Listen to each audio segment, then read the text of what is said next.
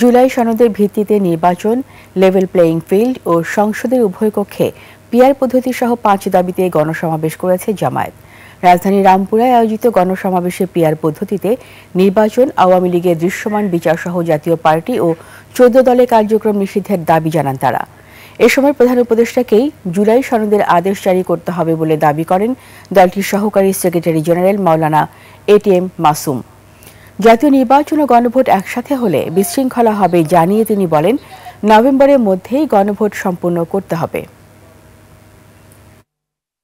জুলাই সনদ শুধু স্বাক্ষরের মধ্য দিয়ে সীমাবদ্ধ রাখলে চলবে না।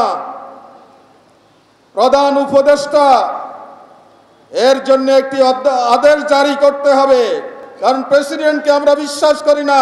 এটা হাসিনার নিয়োগ করা প্রেসিডেন্ট, তার কোনো আদেশ আমরা মানি না। যদি আইনের সুযোগ থাকে তাহলে প্রধান উপদেষ্টাই সেই সুযোগ গ্রহণ করে তিনি আদেশ জারি করবেন।